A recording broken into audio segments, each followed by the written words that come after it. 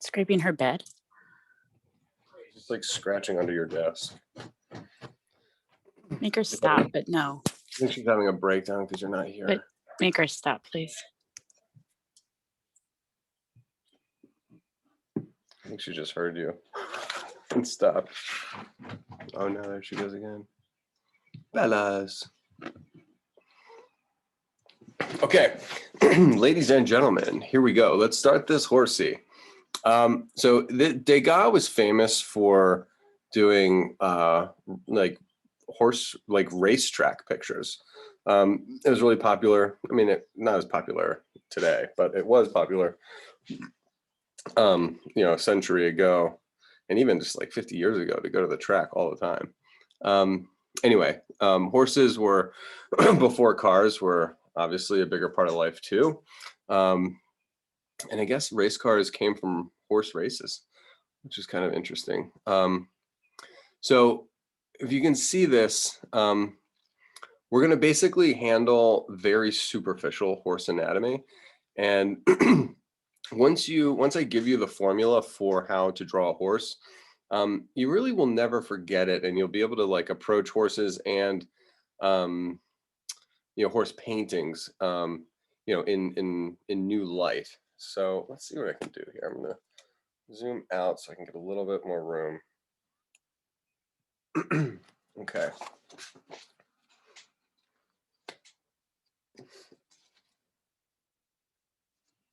I wish I could email. Next time I'm going to email you guys all these pictures. But if we do, what we're going to do is we're going to start off getting the entire horse, and it's like very mechanical shapes. Yeah, Braden. So actually, I had a suggestion for maybe next time or the time after. Yeah, I what's thought up? there was something really cool that you might like drawing. Yeah, what? Chinese mask changing performances. Where these Tell me about it. people will have like 20 masks on their face, and they'll have like this cloak, and then they like spin their cloak and it covers their face for a second. Yeah.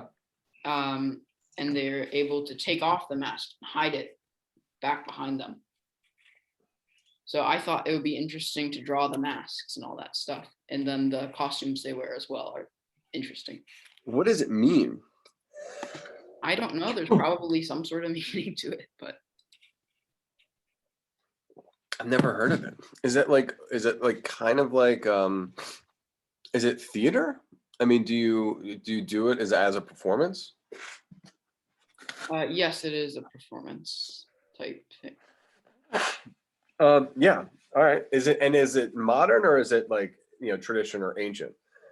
I honestly don't know. Traditional. Tradition. I have made a note. And I will definitely look into that, because masks in all cultures can be really fascinating.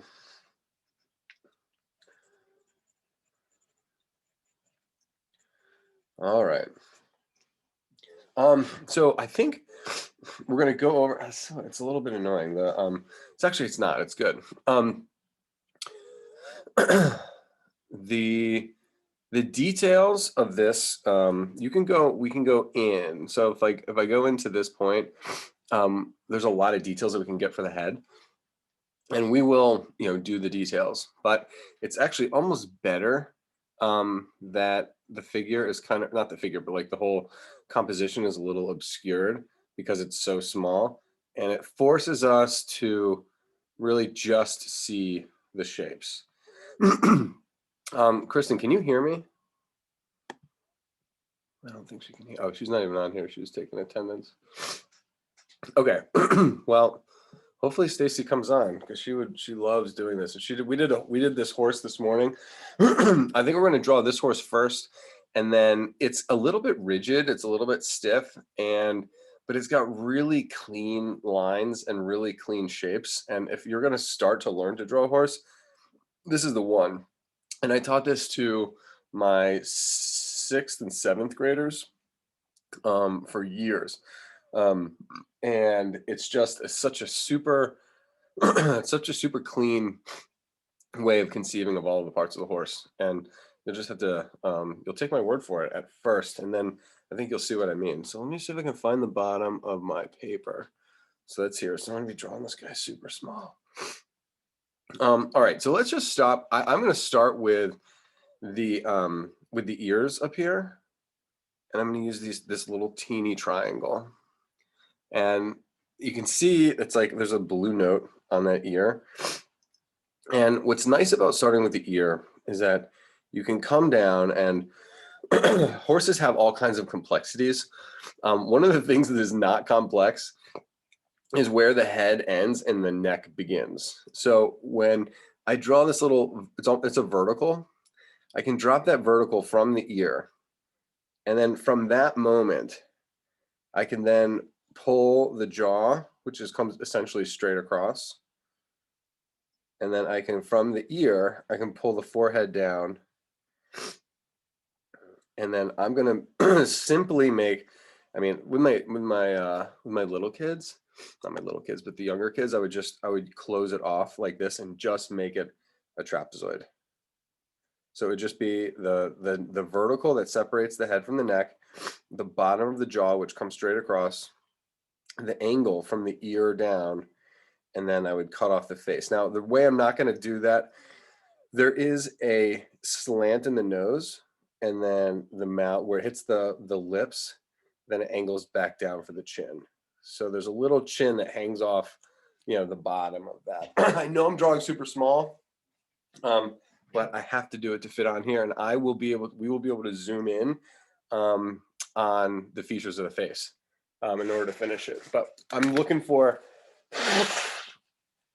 principally a trapezoid, and then within inside of this trapezoid, we're going to place all the features. Now I have a whole little folio of little scrap sheets of paper, and I'm going to use one right now so I can help. Like I said, I dropped this down, I came vertical across, angled down, and then I closed this off, and the triangle, the ear was like right there. So you can see it large. Going around the trapezoid, up here we have the nostril, and that angles down. Then towards the bottom of that, there's a little mouth, and then he does have this little chin. So that's the nose, the mouth, the ear, huge. This lower hand corner, horses have these epic jawbones. I mean, so delightful, and they're flat discs. And if you ever get to see a horse in person, or you like ride horses, or you spend time with them, it's just like, it's the smoothest, broadest plane. And it's just like, I mean, they seem to really enjoy it when I pet them there, but it's also just like a massive, like, it's just massive, like, anatomy. And horses are huge. They're so big. And this is my favorite part of the horse, this like jawbone that happens there. Now, there is between the ears, you can actually see the other ear on the other side. There's a flat forehead, and then where the forehead like dips down a little bit, that's where we're going to get the pie shape for the eyes.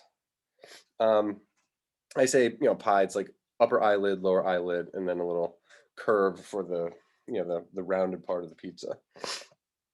There is a little bit of a snout, like a nasal cavity that pinches in, very similar to ours. There's like where the bone ends and the cartilage begins, and the cartilage leads all the way down the cavity into the, kind of the fleshy nostrils. That's that. And then, the mouth usually has like the mouth of the lips of a horse, no matter how old it is, looks like an old man. Like you've ever seen like you do like the stripes along the lips. I need to mention the mouth at this point, because there's the bit where they chew the bit. This is the corner of the mouth, and they chew on it. It fits right behind their teeth, and then so that's going to come across. Don't draw this string yet. I'm just showing you the features of the face so that we can not, so I don't look like an idiot when I'm like drawing it the size of a quarter. Another little piece of anatomy on the face. So like we'd start with that trapezoid, and that's what I love about horses in profile. You start with a trapezoid, and in each corner there's something interesting. There's the ears, there's the nose, there's the mouth and the chin, and then this epic jaw, and then right in the middle, maybe a third of the way down the snout as you get the eye. And then above the eye, just like humans, we talked about it, there's like the brow ridge, and does the same thing, same function, protects the eyes from getting bopped in the head. My poor dog, I was walking him, and there was this huge pickup truck, and it's got this foot pedal in order to step on the metal foot pedal to get into the truck because it's so high.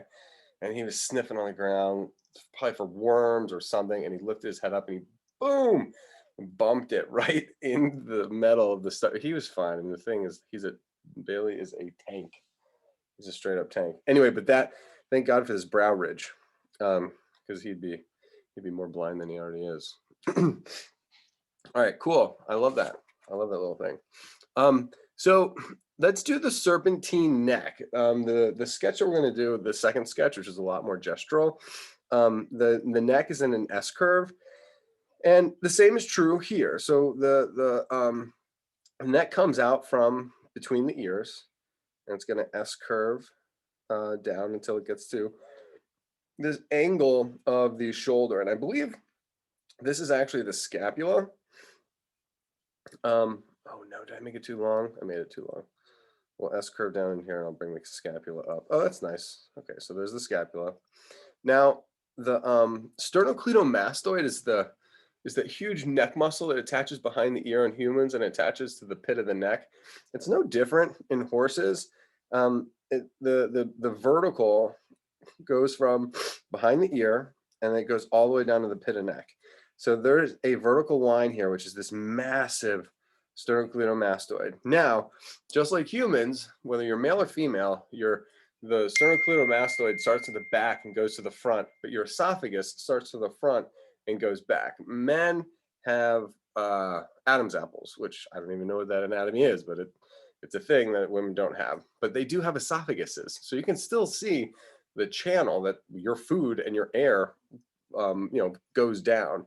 So that's what this is here. So there's a separate form protruding out from the horse, and the muscle gets you the angle, the stiff angle, and then the throat gets you the gentle curve, which is wonderful. Okay. So that's good. We're not going to do any of the appendages just yet, but we are going to show that there is at least this angled rectangle, which is the shoulder blades that go back here, and then it follows the angle of the human's leg in this situation, and the pit of the neck really closely leads to the pectorals. If you think about the horse, he's always doing push-ups. So the fact that he's always doing push-ups means that he's got a super strong chest and he's running on the chest. So that is a thing. And you can't tell the anatomy, but you can, at least in our world where you don't know the anatomy, you can't see the anatomy, it's still part of this shape. So I'm just going to call this from the base of the neck to basically the human's shin. I'm going to call that a trapezoid. The bottom of the trapezoid is the pectorals. The back of the trapezoid is the trapezius, and then we'd have to get a horse anatomy book in order to be able to tell the difference. And just look beneath the skin, so to speak. I want to move this over so that it's exactly underneath. Don't worry about the rider just yet. We're going to attach the rider to the horse, and we want to basically be able to look through the horse's leg. So if you follow the spine down, you got the S curve, then you hit the haunch, and in humans, it's the 7th cervical vertebra. And the 7th cervical vertebra is the cervical vertebrae, so the very end of the neck. And then it turns into, I think, the thoracic. So let's just imagine the spine, arcing, where the rider is straddling it. It's going to come here, and then there's like a little bump where it reaches the peak, the highest point of the back end of the horse. So we're gonna dip down concave, and then we reach this peak right here. I'm just gonna call it like a little arrow and maybe overemphasize it a little bit. It's more of like a rounded part, and this is what is the pelvis of the horse. So from this point, the sacral triangle, which is basically this triangle that exists at the base of the pelvis, you don't need to know it, but you need to know that the pelvis of the horse, we're just going to say that it makes this triangle right here. Oh yeah. The spine runs from the base of the skull down the neck, transitions into the spinal cord, essentially, where the rib cage is going to be attached, hits the pelvis, runs down. This little transition here is like the butt bone. You have your hips. If you put your hands on your hips, right, and then where you're sitting, the bone there is the butt bone. So the top of the pelvis is the hip bone, and then your butt bone is at the base, and the tailbone is going to run right off the back end. So the tail is the continuation of the spinal cord beyond the pelvis. So the spine is like an amazing thing. Starts from the head, goes down the neck, through the rib cage, through the pelvis, and then out into the tail. It's like one solid like nerve connection.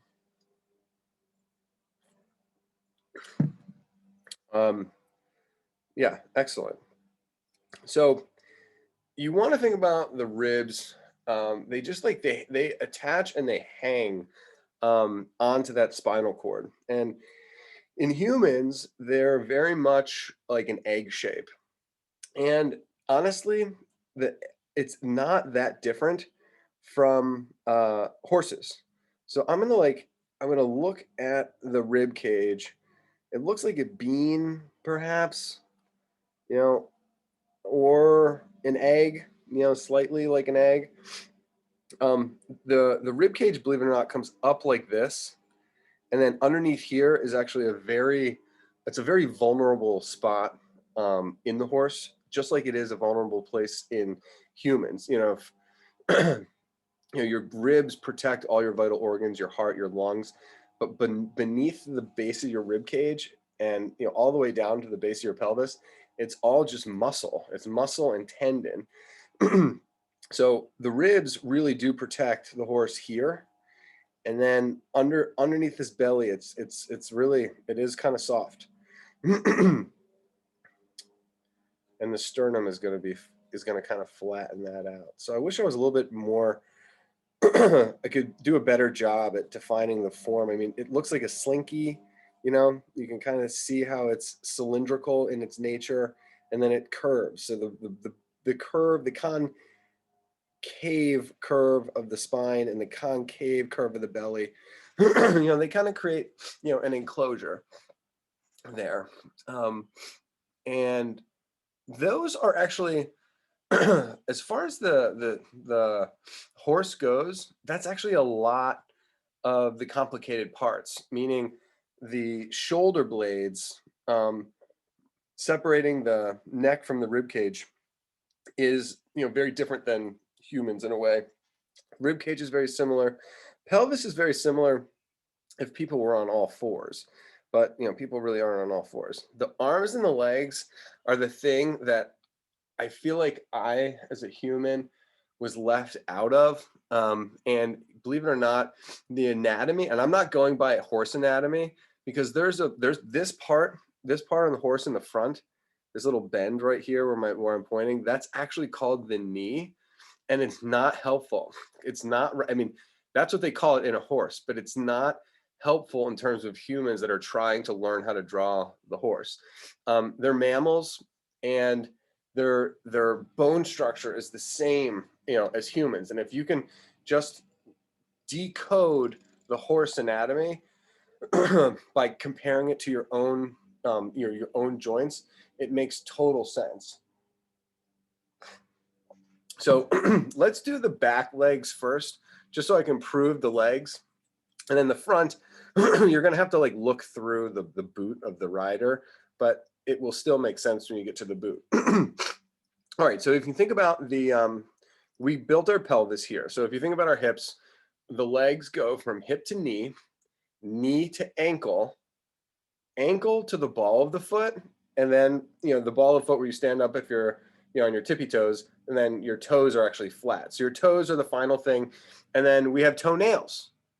Okay, so hip to knee, knee to ankle, ankle to the ball of the foot, then your toes, and then your toenail. So the horse does the exact same arrangement. It's just a different set of shapes. So think about the list of what needs to be included, and then just like look for those shapes. So we get the hips, and so we go hip to knee. That's basically the thighs. So we're gonna get the thighs of the horse, and I'm identifying the knee as being right here. So I'm just gonna draw, you know, a kneecap. So this trapezoid is the whole thigh, and you can actually see the humerus. That's not the humerus, the femur. The femur is below, and these horses can run forever. They can run forever. They can run fast. They can jump high. I mean, they're just incredible, and their muscles are all in their torso and in their thighs, and then there's a lot of tension in terms of their like the springiness of the cartilage in their legs. Okay, I'm not going to get into the nature of the horse, but it's very cool. So this is the butt bone, and the butt travels down into the back of the thigh, hamstrings, hit the knee. Then we're going to get the next shape. So knee goes down to ankle, and you can imagine your own ankle and your own like Achilles tendon. So let's turn the corner. We got the knee to ankle, and you have the heel, and then you have the Achilles tendon, which is right. You can actually like, you can put your, if you feel it, it's anyway, it's super hard. It's super strong. But in between the bone of your leg and your heel, it actually becomes pretty thin. And with horses, it's like it's like not paper thin, but it's an amazing thing to touch if you're familiar with the horse, and he's not going to kick you in the head. All right, hip to knee, knee to ankle. The next one is ankle to the ball of the foot, and it gets even smaller. We'll call it, call it a trapezoid, a rectangle, maybe it's a little concave or whatever. My guy is starting to look like a dog, which I am not that upset about. Dog anatomy is exactly the same, so you'll be able to draw dogs in the same light. I'm going to make my horse's legs a little bit shorter. What I'm going to do. So you got the hip hip to knees, knee to ankle, ankle to the ball of the foot, and we're going to put a joint there as a circle. The ball of the foot. Then you have the toe, which is, imagine if all your toes were fused into one toe, and all of your fingernails were fused into one fingernail. And that's what they stand on. They stand on one singular toe. So you have this one fused toe. Oh, come on, man. All right, here we go. I'll zoom out a little bit. And that fused toe gives you the interesting trapezoidal form of the hoof. And when we shade this thing, I think we'll cover up a lot of my sins here. I think maybe the whole knee to ankle thing, I think I may have made that shape a little too big. So it started to get some girth, and it looked less leggy and more like a hound dog. Not bad. And it also looks like a dog because I have a dog's tail. I can like spread that out and do like a horse's tail. That should do the trick too. Who knows?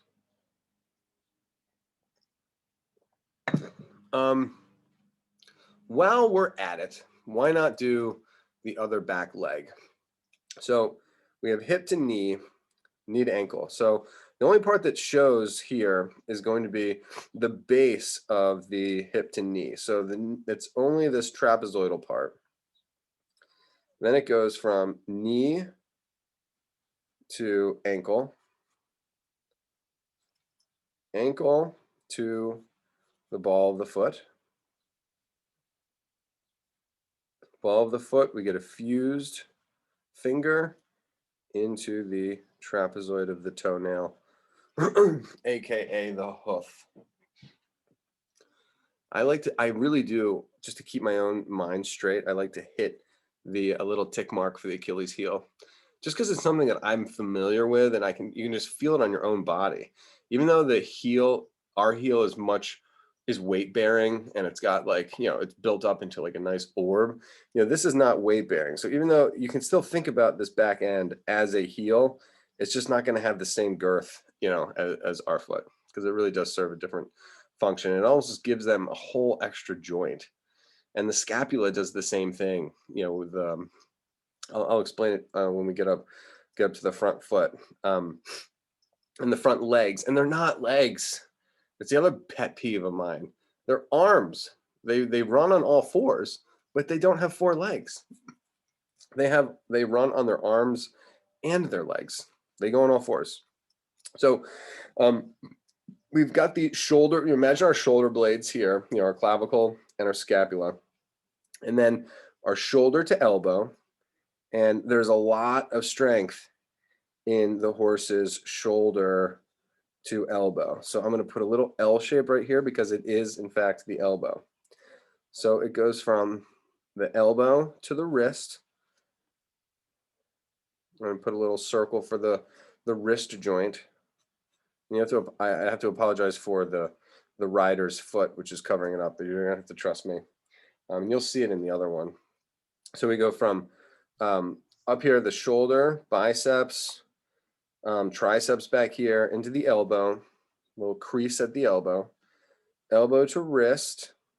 Then it goes from wrist to, it's almost like your wrist to knuckles, the whole palm of your hand. Imagine if all those bones, instead of being flat, they were all fused into, one single bone. So it's wrist to knuckles where we get another joint, the knuckle joint.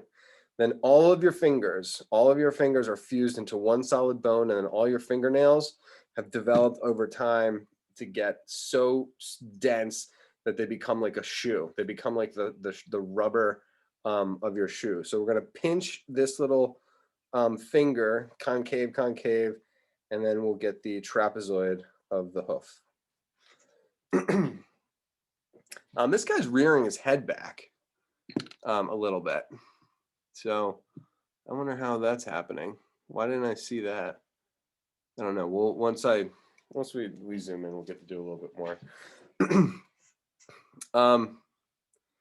Yeah, the far leg is a little bit annoying because so much of it is hidden. So it's almost like you have to go you could draw this like almost like the straight line, and then you could go from the bottom of the foot all the way out. So you could start from the hoof, which is going to be a trapezoid.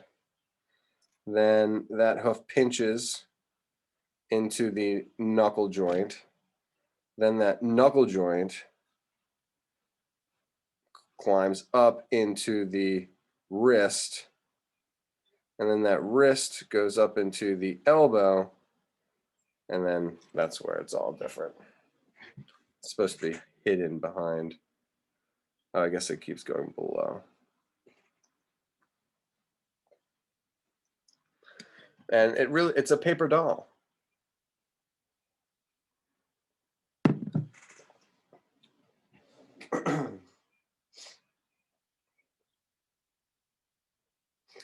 Cool. I do kind of love this one.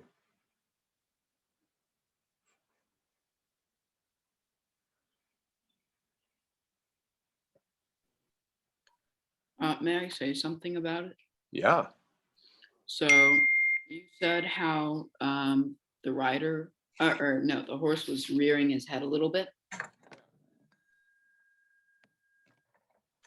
I also realized that the rider is leaning back, so maybe they're stopping. Yeah, I think that's true. I think that's I think that is the action. Yeah, and he was going fast, and now he's like, like it's like a hard stop. Yeah, I dropped that down too low. Hold on. Pull this up a little bit.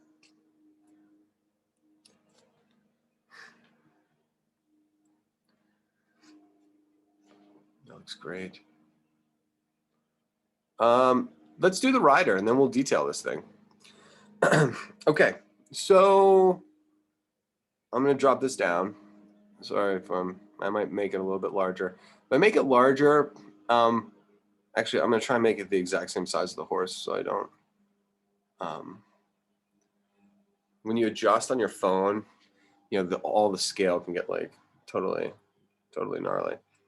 All right, so the first thing we're going to do, we got to find where because we're in the known right now. The known is the horse, and we're trying to make the human relative to the horse.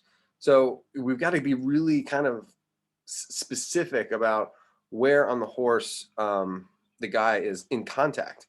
So I'm going to start with the haunches. He's behind the haunch, so I can get like maybe the top of the thigh and then the bottom of the thigh. What I'm really looking hard for is the L shape for where his rear end goes up into, you know, basically his pants, you know, where the waist goes, it's going to come down, make contact with the horse, and then his bottom is riding on the horse, touching it, and then the thighs angle back down. So the human is going to have a cube for the pelvis. Then he's going to have from hip to knee is going to be a trapezoid.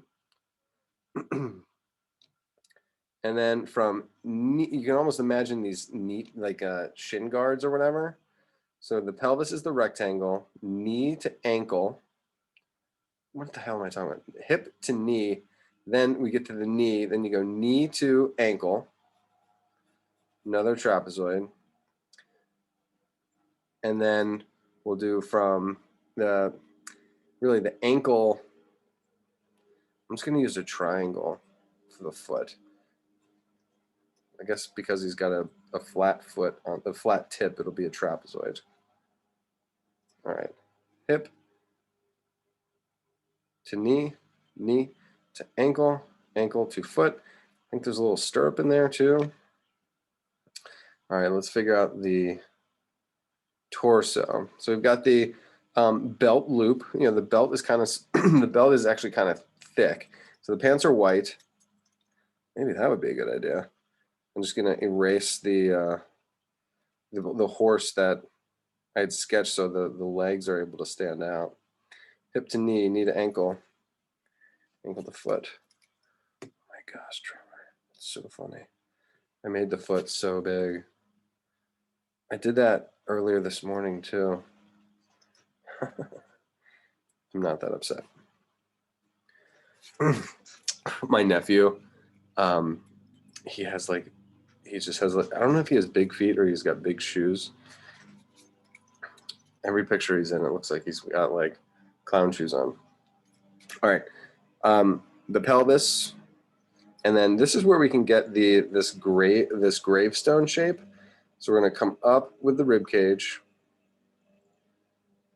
Shoulders are round, back is straight, torso is straight.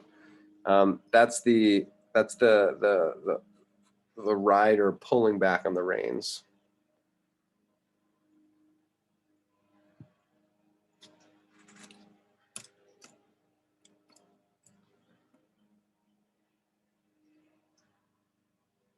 Drop this down. Move that up. Oh no, is he not going to fit on? So the shoulder leads into the rectangle of the neck.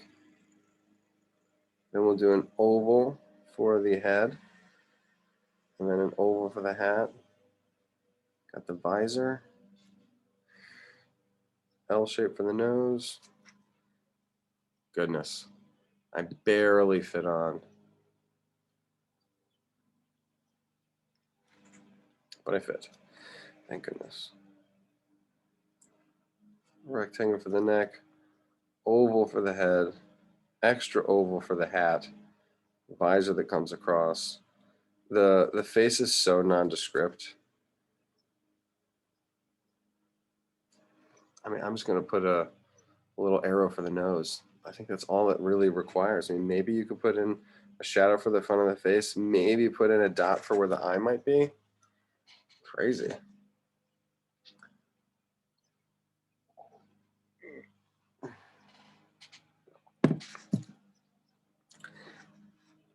And I love like the verbal instructions for this lesson. because we just did, you know, shoulder to elbow, elbow to wrist, and then wrist to knuckles, and then knuckles to fingertips. When you do the arms, you do shoulder to elbow. We'll make that a rectangle, essentially a rectangle, but it's got a rounded top. Then we're going to go from elbow to wrist, which will make another rectangle. And then the wrist itself is kind of like represented in clothing with the cuff. Then from, you know, here, the wrist was a, you know, a circle. Whereas here, the wrist is going to be a rectangle for the cuff. And actually, it's a tilted rectangle. Then we go from the wrist to the knuckles, and that's the back of the hand. You know, the back of the hand.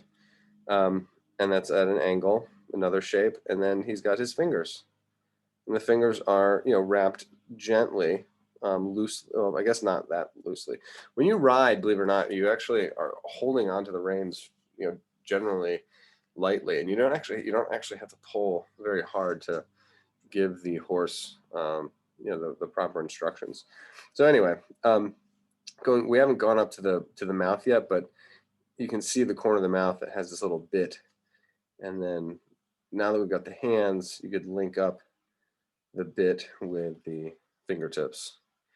Looks like he also has a oh, cool. You know, I haven't drawn this in a long time, and I don't even know if I acknowledged it even when I taught it earlier, but with the horse, we did the front leg, which is visible, and then we did the back leg, which was like cropped and a little, you know, less, you know, just like less visible, but it required less. So if you look at the hand on the other side, you get a little bit of the elbow to wrist, probably get a little bit of the cuff, and then the wrist to knuckles, which is the back of the hand, and I think you see a little bit of the finger.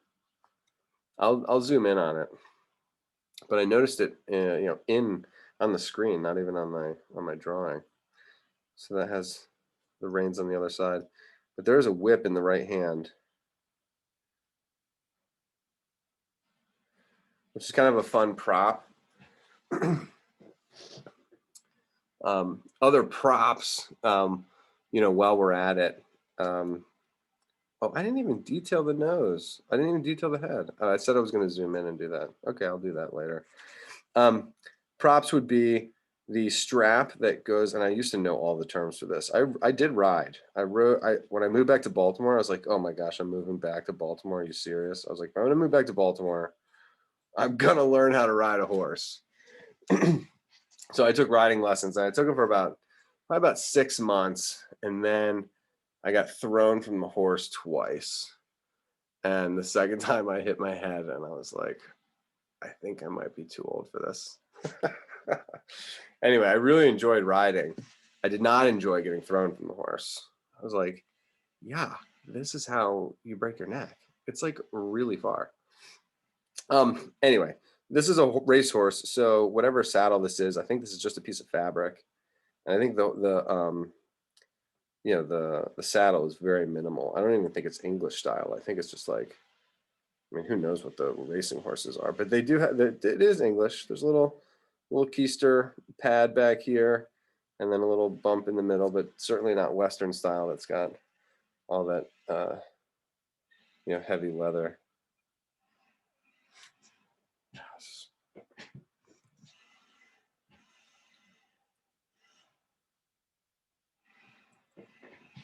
Mm-hmm.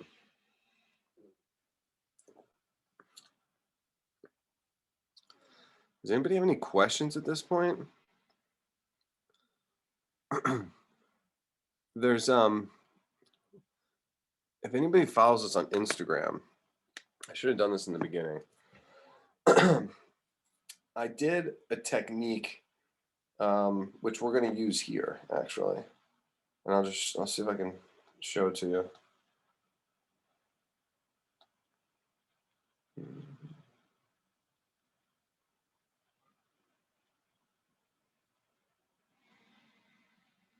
Okay, here we go. So just to set it up,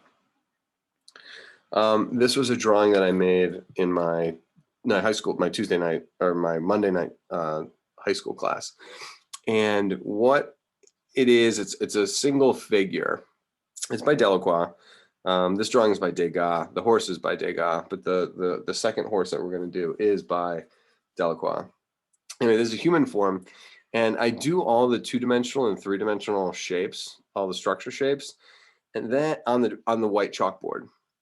And then I blend it out with white chalk. I just blend out all of the forms so that it's just a silhouette. And then I come back in with black marks and, quote unquote, draw the drawing. So in this case, what we did here, I mean, we had to see all the shapes. We had to break it down. We had to get all the proportions. What I'm going to do is I'm going to blend most of it out, get like a soft gray pencil tone over the whole thing. And then what it allows me to do is I can then go back into it, add the details, add dark marks, and then erase lighter marks. And all these unsightly construction lines, they all just get like nullified. So I don't have to do a whole lot of erasing. It's almost like erasing by blending it out. And I'll just show you we'll watch it through and then I'll like show the couple of different, all right, so here's me doing the head, rib cage, hip to knee to ankle. Those are the shapes. And there's the arm and the gun and some of the clothes, and then I blend it out. So right here, I turn it into a white. I'll get out of the way. Okay, so I just blend out the whole thing. I'm on a black chalkboard, so I have to use white chalk to blend it out, and then I'm able to come in with darker marks on top. Our case, because we're using white paper, we're gonna blend it all out, but it's gonna be a darker tone. So the darker tone is gonna allow us to pull out lights with an eraser and add slightly darker marks. So you can kind of see the outline of the figure, but essentially I have to draw it again. So one is analysis and the other is more the final drawing. So let me put this back up. At least I'm not wearing the same outfit that I was on Tuesday or Monday. I've done that before. They're like, Trevor, you're wearing the same outfit. So yeah, so this is the figure, and these are the lines. This is the line. So I went from, total construction, which is just what we just went over. All these like, 2-dimensional shapes, the proportions, kind of having it silhouetted, and then getting rid of all of that crap. And in this case, I erased it by adding the white chalk so that my charcoal would be able to present itself and be able to be visible on a dark. So my dark marks were able to be visible on a dark chalkboard. Anyway, it was the central figure from The Storming of the Bastille by Eugene Delacroix, one of my favorite painters. Okay, let's go back to photos.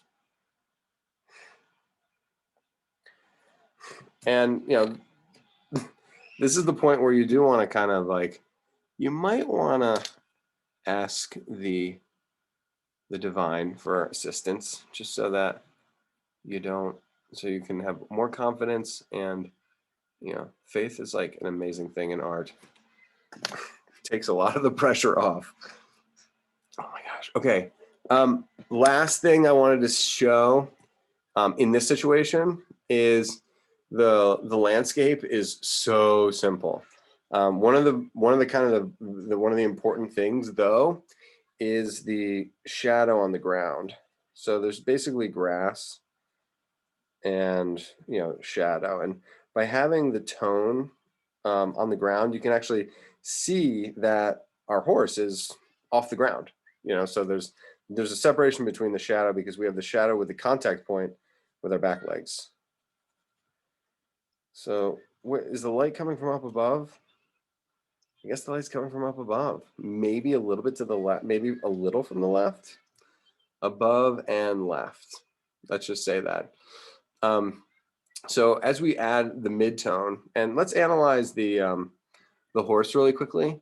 So when we blend out the horse, the wonderful thing about this horse, and I love showing the belly here because it's almost like it's abstract. So check out the horse. You have the light part, you have the dark brown, which is basically most of it, and then you have the black, which is the deep shadow and the silhouette lines. That's it. Like, that's it. it's only light areas, mid-tone areas, which transition out of the light, and then you get into the dark silhouette. I mean, this is pastel. Degas gets known for like color. His color is so simple, and it's so awesome that he's able to get away with it. It's like you can get away with a lot of coloration with a little bit of pigment if you know what you're doing. This whole ground, this whole yellow, he's working on orange paper. You can actually see it peeking through. This is not the horse itself is not orange. Like he's not using orange pigment to describe the horse. He's using orange paper, and that's showing through. So there's the brightest part here is raw paper, and we're going to do the same thing. So as let's just, I'll show you what I mean. We'll blend this thing out, and then we'll be able to add the dark marks, add the darker tones, and then we'll be able to pull out the light highlights.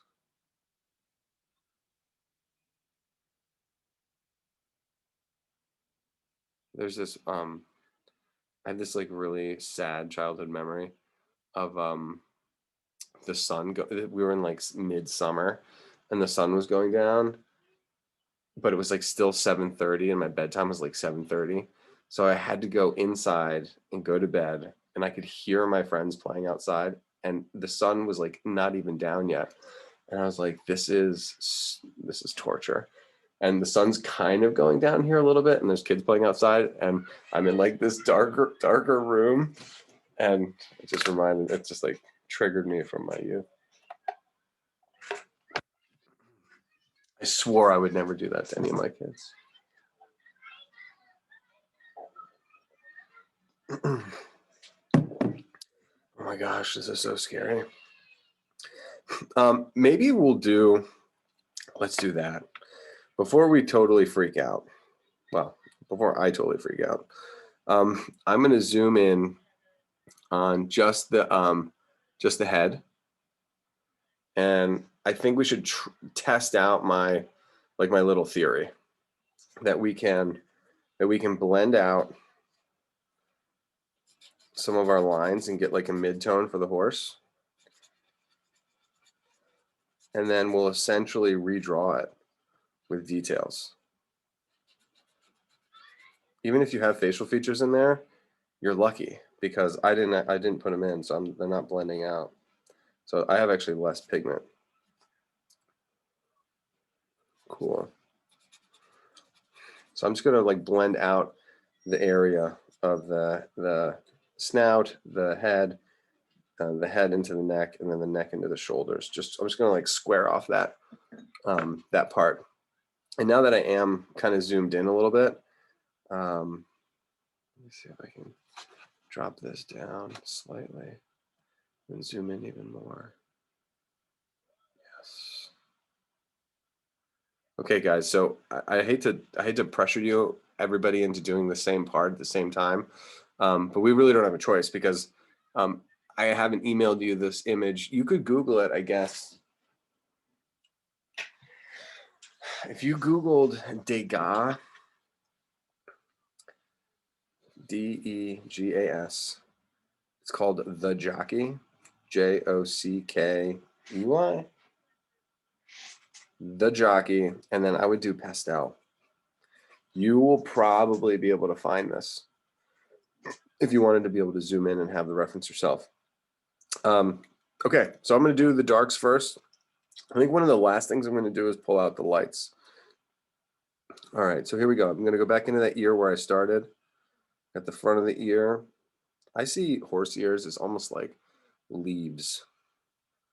You know, they have come to a tip. They're kind of leaf shaped. I do know that horses have bangs, and I think this horse has some bangs too. And sometimes the bangs will even come in front of the eyes. All right, so here's the eye. Ooh, he draws the eye almost like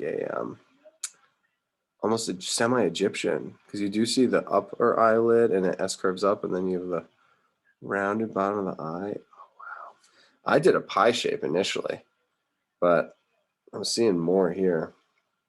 And if anybody has any insights, like, you know, please speak up. Like I'm all about it. And again, I'm pointing these things out so you can use the reference. You may not be able to go off of what I'm doing because it's so small. You got bangs. Would you tipping down. recommend doing anything different if I'm doing oil pastels? The only thing I would say, is this one oil pastel? I think this one's chalk pastel. I would just say bigger the better. Oil pastel. The only drawback for oil pastels, and I resented oil pastels for years, and then I went on to some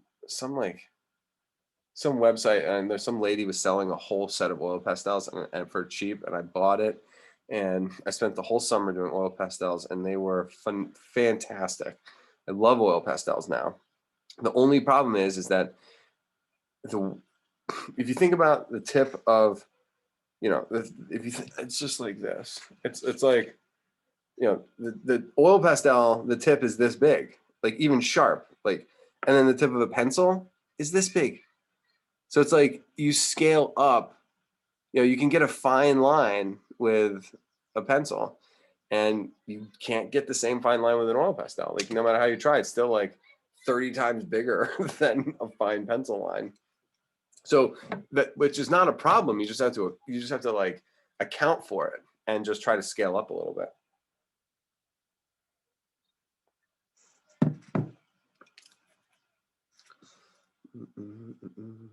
Yeah, love oil pastels. I also love this little transition zone from like, you transition from like the horse's eye in order to get down the edge of the snout to the nostril.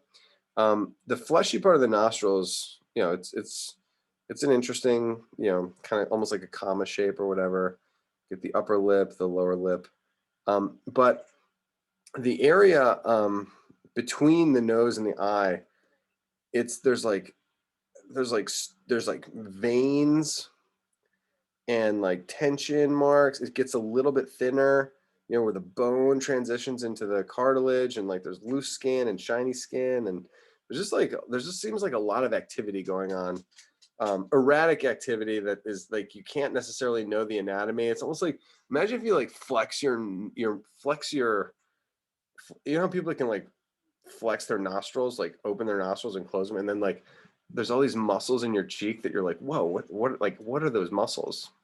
That's what I feel like goes on, in between the nose and the eye of the horse. That being said, everything else is pretty clean. Like the mouth is low on the snout. It does have a lip and a chin. The chin is very flat. And then there's this little gentle transition from this lower jaw into this massive, elbow shape of the jawbone. And he's got some dark shadow back there. Cool. There seems to be a shadow from the sternocleidomastoid, and then the underside of the throat seems to be a little bit darker as well. So I'm gonna add some darks in there. The mane looks like it's like a brown horse with black hair. And so if you look at horses' manes, and it's not really descript here in Degas' piece, but there's like the muscle on the spine, and then there's like a little part of like thick skin that is almost like the root of the mane, which is like, it's like a middle transition zone. So there's like hair, and then there's neck, and then there's like something that's in between there. And so I always make the mane a little bit thicker than it might need to be, because of that personal experience that I have with that observed transition. And I'm sure it has a name, but I don't know what it is. And I feel like I already made my horse look a little bit more regal with my S-curving flow.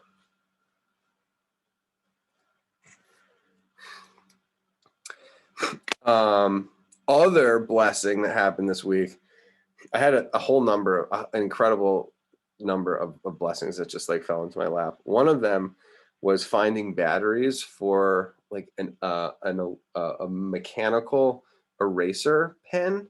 So it's like this mechanical eraser that the end of the eraser spins, like it spins around, and you have these little teeny eraser nubs, and you press the button and it spins, and it's so fun. and I wish I had it here. I had it at the studio. You know, and I was like, it seems like so excessive, but it's really neat. And if I was pulling out some of these lights that I'm using, kind of like almost like this feels like so clumsy.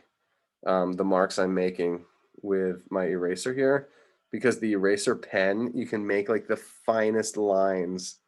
They're almost like lines with the eraser pen, and I could actually get like a similar texture to this pastel. Have some fun with the texture and with, you know, how you lay in your pencil marks. There's lots of little, like he had fun. I mean, this is the beauty of chalk pastel and oil pastel, is how the material drags along the paper, and the fibers in the tooth of the paper create this totally abstract, you uncontrollable variation. And you can see it in the sky, you can see it in the neck. Pencil is way more controlled.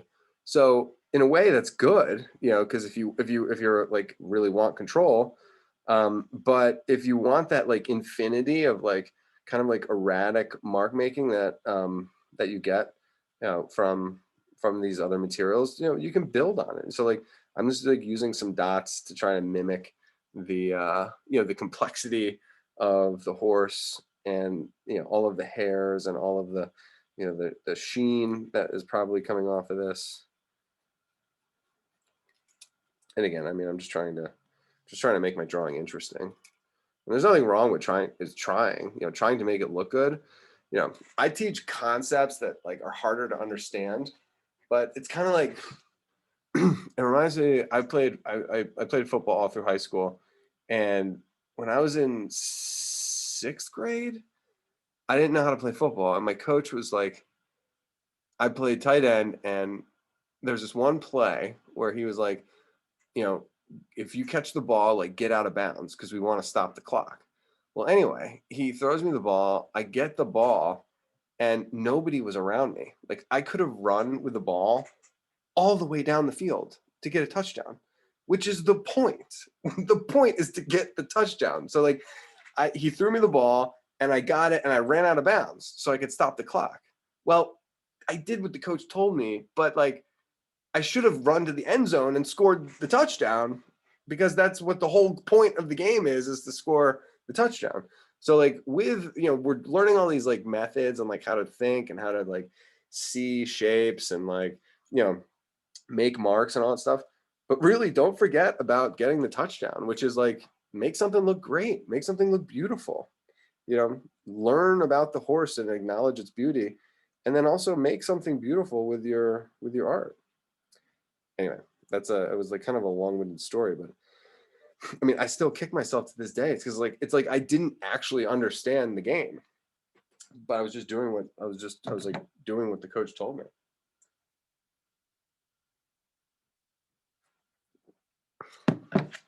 Oh wow. All right. So I'm going to zoom out, and I think hopefully, so we blended the zone, we pulled out some lights, and then we laid in some darks. We tried to get some interesting texture. That's the game here. So I'm going to zoom out a little bit more. Nice. It's nice to have the legs a little bit darker so we can, blur those out. But I'm gonna do the next phase. I'll blur out the body, this rib cage here, anticipating how dark it really does go. Thinking about where I'm gonna pull out the lights, on the side of the ribs. I can blend out the legs, and even if I blend it out, I'm still thinking about anatomy. So I'm still actually drawing, even though I'm blending the line. I'm just developing like a new starting point. Knee to ankle to foot, and then that hoof. There's nothing in that hoof. I might not even blend that. Just leave it light. Far leg, elbow to shoulder, elbow, little wrist, wrist to knuckles.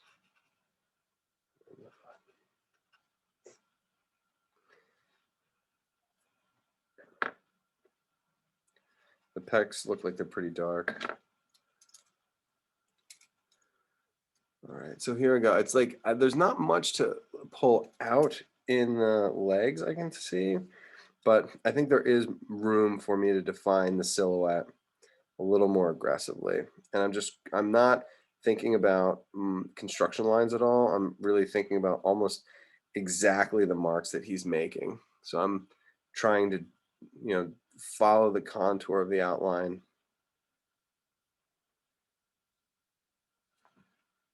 Cool.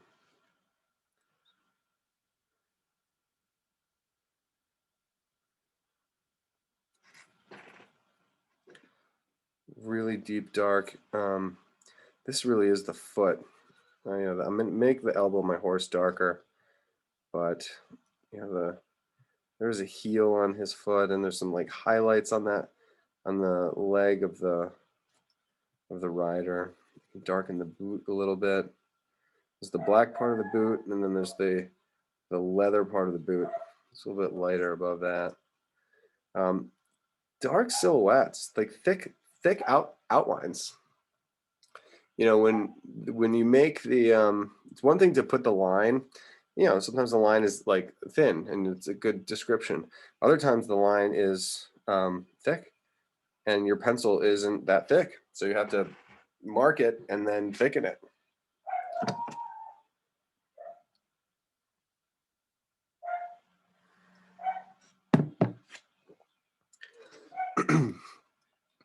So I get the armpit right here, which I can see. And I've got mostly mid-tone, maybe a couple darks where the strap goes up against the body. And then the bottom line underneath this belly is nice and dark. And I want to fade that line into the kind of the darker midtones on the bottom of the barrel of that rib cage. And then this is where I would use my eraser pen. Get like a zigzag.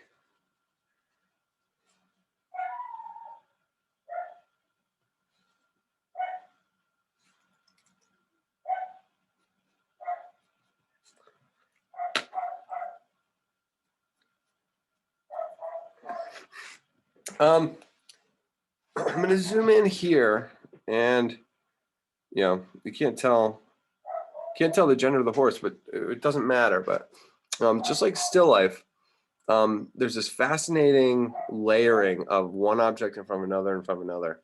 And I wanted to do the barrel of the rib cage, and the barrel of the rib cage doesn't actually attach to the body. You don't see it attached to the leg, because like in dogs, especially animals that are like need to have a lot of movement in their hind legs, there's this like flap of skin, and it happens in humans in our thumb. So where there's a lot of movement in this joint, you get this like extra flap of skin, and it's the same thing with the horse. So the reason I bring it up is that you have this like kind of bridge of this flap of skin linking up the rib cage to the leg, and then the knee comes out from underneath of that flap, and then the belly passes underneath that flap, and so it goes like the flap, the knee, the belly, and then the back leg.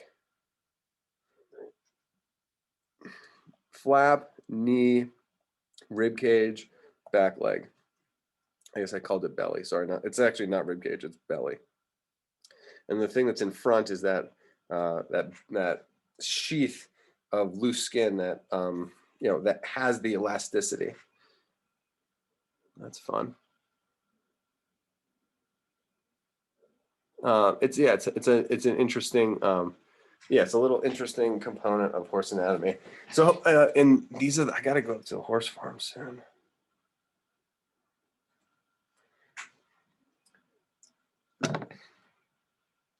Everything that you learn from this drawing, try to put it into use. When I say into use, it's like go look at the actual horse. I mean, you've probably seen horses your entire life.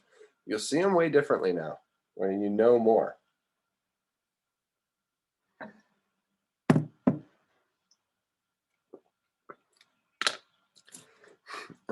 So far in the drawing, I've had this mentality that you blend it out, then you add your darks, you pull out your lights. That process can happen multiple times in multiple areas. So I am blending the rib cage again, and then blending down, and then I might erase again as well, but we'll find out. Black silhouette around the pelvis, not the pelvis, excuse me, yeah, the pelvis, but the hip bones of the pelvis, and then it comes down into the butt bone, and then we get a relatively a straight back of the hamstrings in this horse, and then the back of the knee joint is curvy. It's really interesting when you think about the horse anatomy, or you think about artistic components. So horse anatomy is more science-based, analytical. Straight lines versus curved lines is aesthetic. So beautiful things tend to have a balance of straight lines and curved lines. It's just like it's the nature of nature, and things that we find beautiful have that balance. And sometimes the job of the artist is to recognize it and then reproduce it. And this is actually a really good example of straight to curve, straight to curve, straight to curve. And I think might be what makes this back leg of this horse, beautiful on kind of like on another level. So here we go. There's this little protrusion of the butt bone on the horse, and then we come down this column, this straight line column of the back thigh. Then we get a concavity, at the back of the knee joint, and then it straightens out again. Boom. So we go curve, straight, curve, and then at the heel, you get a little nub, which is convex out, which is a curve out, and then that transitions into the this epic rigid trapezoid from ankle to the ball of the foot. Boom, boom. Very pleasantly, powerfully straight lined. And then we get the rounded joint at the ball of the foot. And then there's another little rectangle for the ball of the foot into the toenail, which is, of course, the hoof. And the back of the hoof is rounded, and the front of the hoof and the base of the hoof is straight lined. That's just Degas being really smart. It's him, being, a great artist. And all we can do, and when you look at nature, now that you know that this is the game, do it. Look at anything natural and say to myself, okay, I've got straight lines, I got curved lines. Let's build a gorgeous silhouette, based on, the cat that I'm observing right now. And your combination, it's like a combination lock. It's like you set up the code, no one else will. And once you develop this sense of code making with how you make your marks, it's personal to you, and then no one else will really ever be able to reproduce it. And I only teach this stuff so that you can tell that there's codes involved. Otherwise, no one knows. And then you turn out to be an abstract painter. No one wants that. No, I'm just kidding. I love my abstract art friends. I just find the game of observing nature and composing from nature more exhilarating. That's personal. We'll do the front of this leg. Amazing. The knee joint in the horse, there is something else going on in there, and I got to hit the anatomy books. The Stubbs, Stubbs. Stubbs is the great horse painter, and he made an anatomy book that is still in use today. Artistic anatomy book that I recommend. And all of these answers are in here. The thing to know is that it's not about horse anatomy. It's about drawing a pastel of a beautiful horse. And understanding horse anatomy helps create the beautiful piece. But the beautiful piece is the touchdown. The touchdown is not the anatomy. You know, understanding a color dynamic is, you know, will get you yardage. You know, the anatomy will get you yardage. But the beauty of the finished piece is the touchdown, and that's kind of what we're going for. And you need wide receivers, and you need running backs, and you need quarterbacks, and you need defensemen, linemen. You need all of it. And in art terms, you need proportion. You need to understand shapes. You need to understand forms. You need to understand color. You need to understand anatomy. You need to understand nature and landscapes.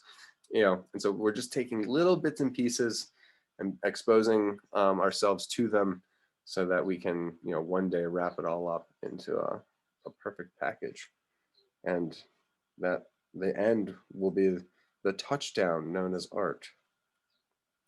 I'm so happy that was recorded.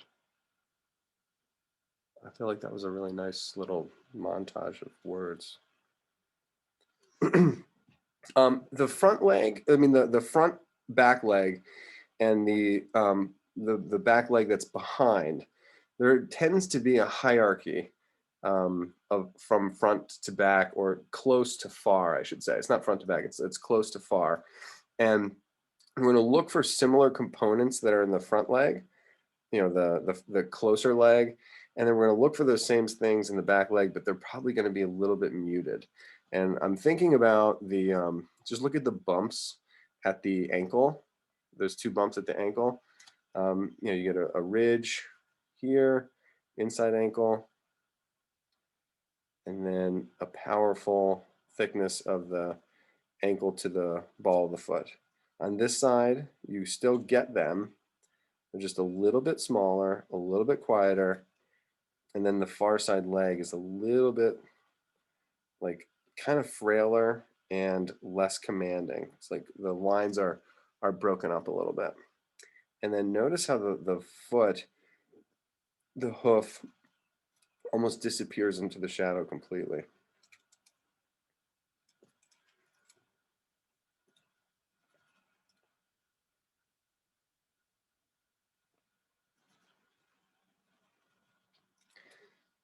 The contrast in the thigh, light, dark, light, dark, light, dark, and then it transitions from the knee into the calf muscle, which is not much to speak of in a horse. We'll quiet that down. But there still is a highlight at the side of the knee.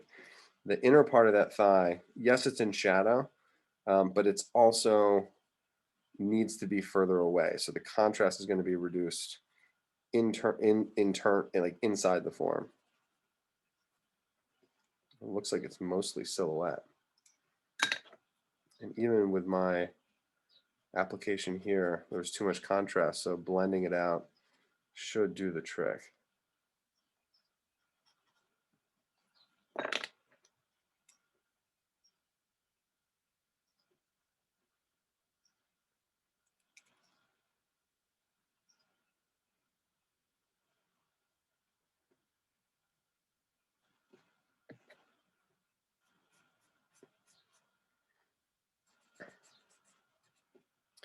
I don't use the blending stump as often as I probably should. There are, you know, in painting, there are kind of two mentalities. There's like very smooth, and when I say two mentalities, there's like 1,000 mentalities. But if you could in theory break painting down into two camps. One would be kind of like a smooth camp, like has brush strokes, but they're like kind of modified, and they you know, they're blended, like basically blending. And different parts of the picture require different applications, but then there's a brush stroke that's like a decisive brush stroke where you load the brush and you fire it and you just let it stay there. You don't blend it. I'd say Van Gogh is probably the quintessential single stroke applicator. Delacroix was the precursor. But that's not to say that, you know, other painters that blended weren't great. I just fall into the camp of decisive mark making and not a whole lot of tinkering. And And so because that's my nature as a painter, it's not like it was a choice even, it's just who I am. Blending is somebody that likes to tinker, and tinkering is good. You can get a lot of beauty, you can get a lot of insight through tinkering, I'm not against it. I really want to be clear about that. It's just I tend to not do that. And so where my pictures would benefit greatly from tinkering, especially my drawings, you know, it's just I have to kind of work to do that.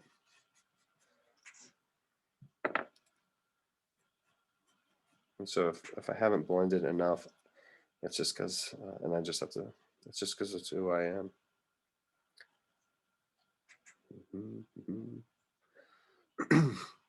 So we have 15 minutes, which is crazy. I can't believe how long. I mean, it's not crazy. There's just like so many things that one would need to do. I guess we'll go into the figure, but I also love the landscape. And I guess I maybe I should talk about the landscape a little bit, because it's not, there's like nothing to it. There is there's two horizontal lines. One is the horizon line, which is the top one where the edge of the earth meets the sky. And then there's the ridge line. And the ridge line is kind of a continuation of the top of the torso of the horse. So it's a little bit below that. So I'm just going to acknowledge that there's a ridge line, and that's where you get the trees growing out. You know, it's closer to us. And then there's the horizon line, which in this case probably has some distant trees. You know, who knows? He makes it like really obtuse. And then there's the everything below the ridge line is all grass. And he makes like some textures, grass that's far away.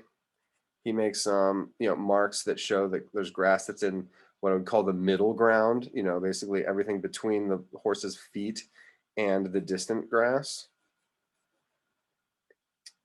And then there's the grass that's in the foreground, which is the grass that's from the horse's feet down to the bottom of the picture.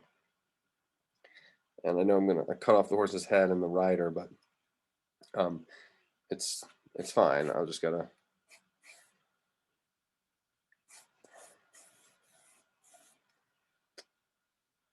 We defined the shadow, which was kind of convenient, but the grass that's from basically the shadow line all the way to the bottom of the picture is going to have consistent mark making. We'll make the bottom of the picture here, make this side here. I know I cropped my guy a little bit smaller, but it's just because I wrote those words.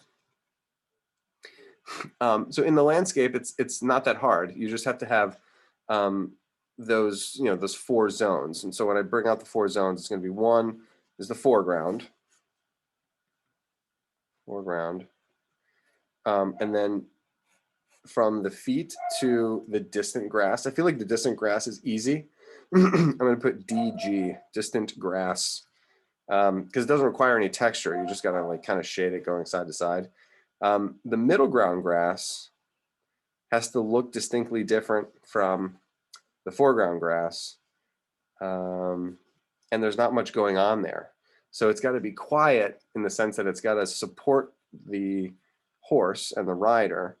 It's got to stay in the background, and it's got to look a little bit different than the grass that's in front. So maybe you make the grasses in the front a little wild, and then the grass that's in the middle ground, make it a little bit wild. And make sure that the grass that's on the left of the leg appears on the right of the leg. You know, it's because, you know, the grass is appearing from distance away from the viewer. You know, not one side of the horse to the other. And these marks can be obviously uniquely your own. Whatever you marks do from, say, from this part that's 1/5 of 1/4 of the way up of the picture. You want those marks to be consistent all the way across. So I did this little shaded shallow grass here. Those can be consistent. They don't have to be the same all the way across, but the bands of texture should be in the same family as you're going all the way across the picture. And it becomes really apparent when you get into color. So the distance, this ridge distance here versus the horizon line distance, you can see him making those consistent marks, and they run all the way across. Because that's how landscapes go. Landscapes are horizontal bands, distances away from the viewer. 10 feet away from the viewer looks different than 20 feet, looks different than 50 feet, looks different than 500 feet, and looks different than 4 miles.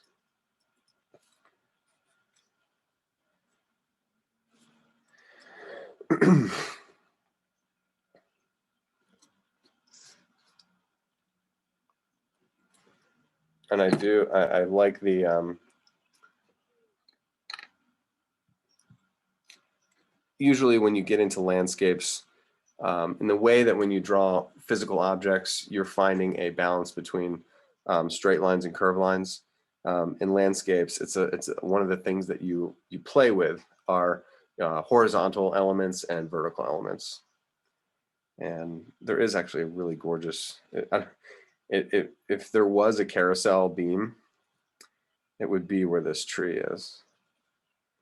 And I don't know if that may, I don't think he was necessarily thinking about a carousel, but perhaps. I mean, there's a beautiful fondness I think most people have with, the carousel and the sculptures of carousel horses.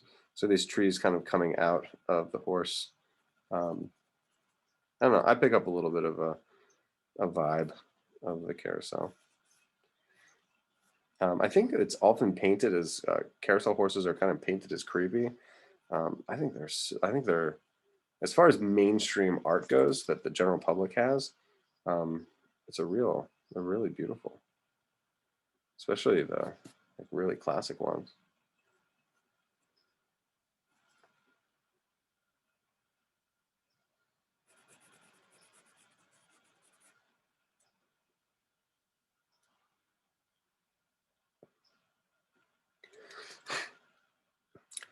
The rider is impressively ambiguous.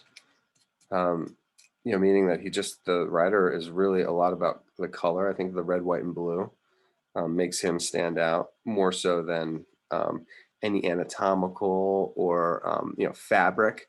Like the folds of the shirt. I mean, I'm looking at like the folds in the sleeve. There's some like the collar, the detail. I mean, I think he is more about the color and less about certainly less about anatomy.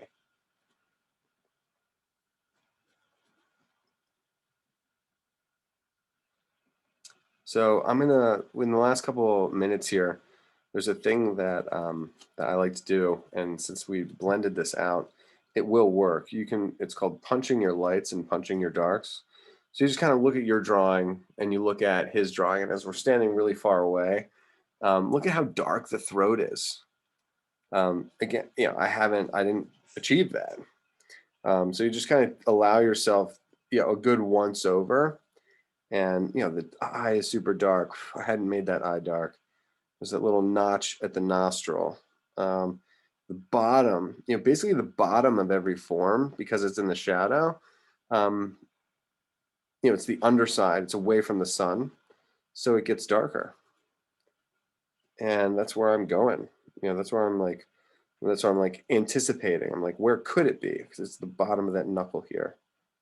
It's it's not there, but like the underside of this whole leg, the whole front leg, the one that juts out, is really allowed to go very dark.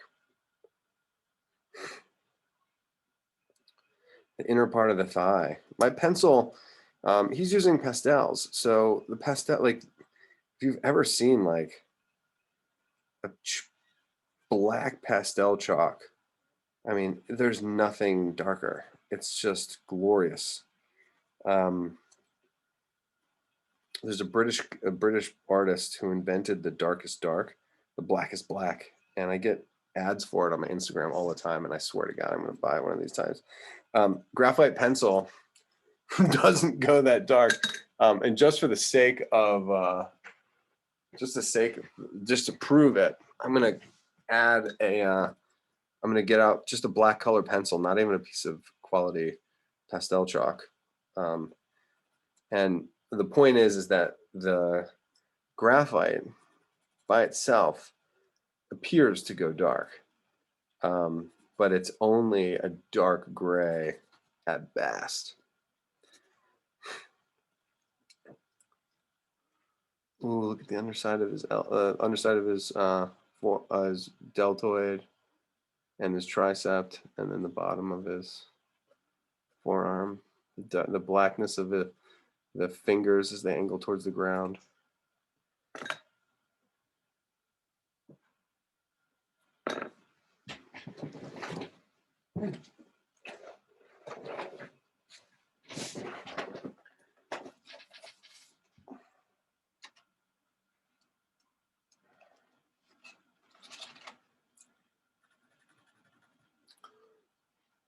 That's blue indigo.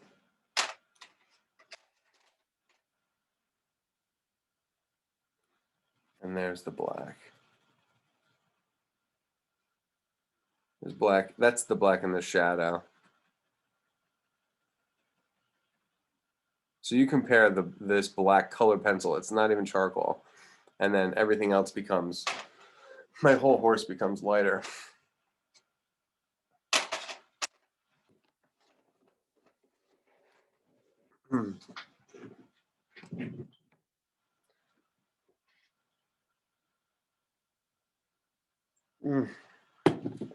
I'm almost out of coffee. Oh my gosh.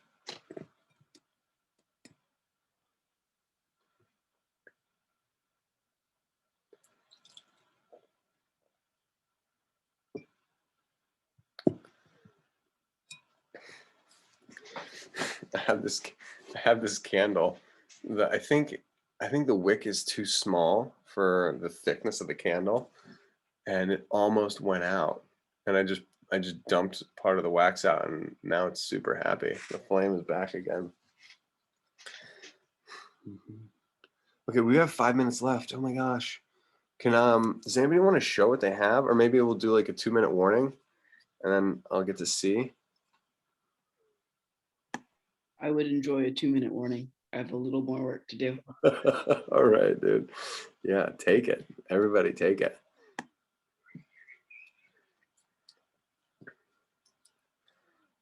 Yeah, I'll work on some of these full. I like this little crease at the thighs, you know, where the upper part of the thigh meets with the pelvis. Those pant leg creases. I guess there's some creases down here now. The fabric of jockeys is kind of interesting. Look at these deep shadows at the strap. And the strap can handle a little bit of tone. That's not pure white.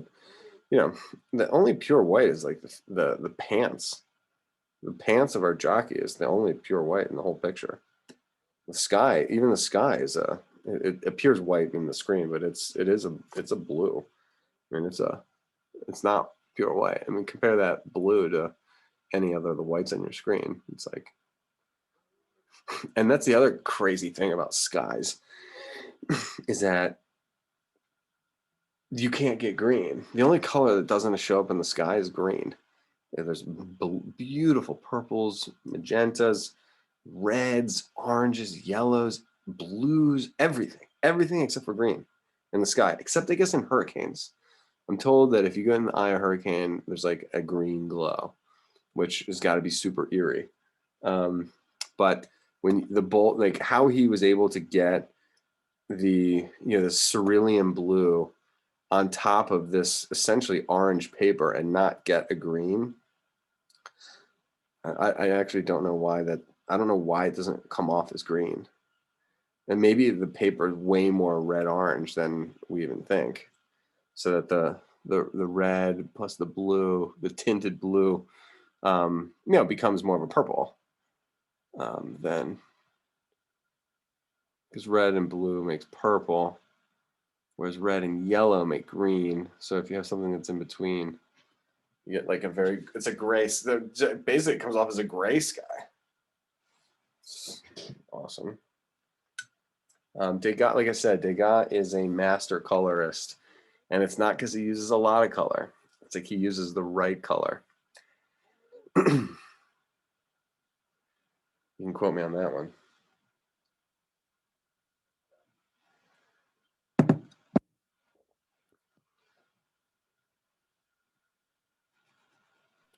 So I don't have a blending stump. Okay. So I was just trying to lightly erase one of my shadows, so to just take up a little bit of the pigment. Uh-huh. And then I looked at the eraser and it looks really cool. Yes, it does. It looks like hematite. I have these magnetic hematite spheres. And yeah, and graphite is a metal. You can go up to like New England and there's graphite mines everywhere. That's how, I think I've said this before, but that's how, who wrote Walden Pond? Oh my gosh, it's terrible. Thoreau made his fortune through anticipating graphite. Graphite needs for pencils, where they switched over to graphite because lead was killing people. It's poisonous. Lead is poisonous. If you ever get a chance to get an old-fashioned lead pencil, maybe in like your great grandfather's your great grandpa's like toolbox or something like that. If you can find a lead pencil, drawing with lead is incredible. It feels so good. It's like greasy and makes these like, epic marks. Anyway, graphite's Yeah, good. don't stick it in your mouth. Exactly. Yeah, just don't eat it. It's like it's not like I eat graphite. I mean, who eats their pencils? All right, ladies and gentlemen, I'd love to see what we got. If anybody has the courage to hold it up. I'm going to stop the share.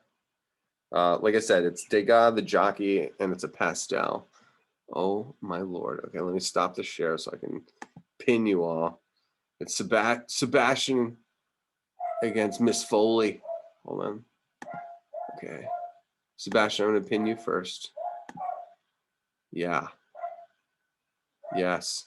So it looks great. I think the elbow to wrist in your arms got a little bit long, and so he's got a little praying mantis vibe. I would thicken up the back of his thigh a little bit, perhaps. His rear end, his bum, have it come in front of the tail there, make it like nice and round. Horses have the roundest butts. And then, and you'll still be able to maintain the straightness of the hamstrings. But very expressive, very beautiful. Excellent, excellent. All right, Miss Foley, let's see what you got. It is epic. What's he saying? Nay. Look at that gray horse. It's so gorgeous. If you guys, I don't have Stacy here to take pictures. If you can have your parents email me the pictures, or you guys just email Mitchell School. I get them. Rad, totally rad. Wait, does that say Maddie Goldsucker? Yes, Maddie, are you in the house? I didn't see you this whole time. Are you here? What? Yeah, I'm here. Oh, I would have acknowledged you. Sorry, no, I you're good. didn't get to see it. Did you actually do this? No, it was my Wi-Fi has been bad, so it was too blurry for me to see. But I was like, Mhm. it's fine, I'll just stay. All right. Well, did you enjoy the lesson? Yeah, I really liked it. I thought it was fun. It's Wow. interesting. Good. Yeah. I really liked it. I haven't looked at this drawing in a while, or this painting, I should say. On the books, they call it pastel painting. I don't know why, but even like chalk pastel or oil pastel, it's known as pastel painting. Let's see, Mr. Messick, did you have enough 2 minutes? Oh, there he is. Let me replace the pin. Sorry, I didn't get to see it. Replace pin, not add pin, replace pin. What, bro? That's so nice. It ended up being a unicorn. So I mean, that is art, my man. That is art. Lovely. Yeah, lovely. I would the ephemeral nature of the mane and the tail, I love. Because they're quiet marks, you could make the tail maybe significantly larger. Don't darken it at all, but just keep it that like super softness. But because it is as quiet as it is, might be able to make the object itself larger. Yeah, great right. work, dude. Sounds good. Please take a photo of that and send it to me. Let's see, Estelle, are you in the house? Would you be up for showing the piece, or if you did the piece or anything else you've been working on?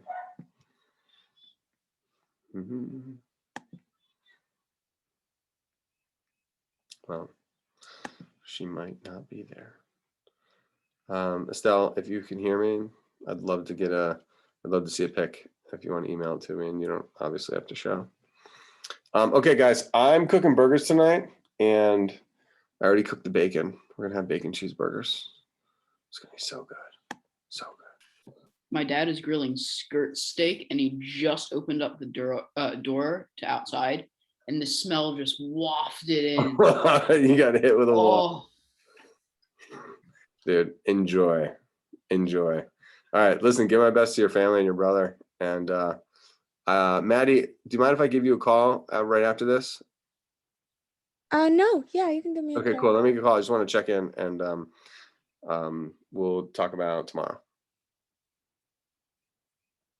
Sweet. All right, guys, great to see you.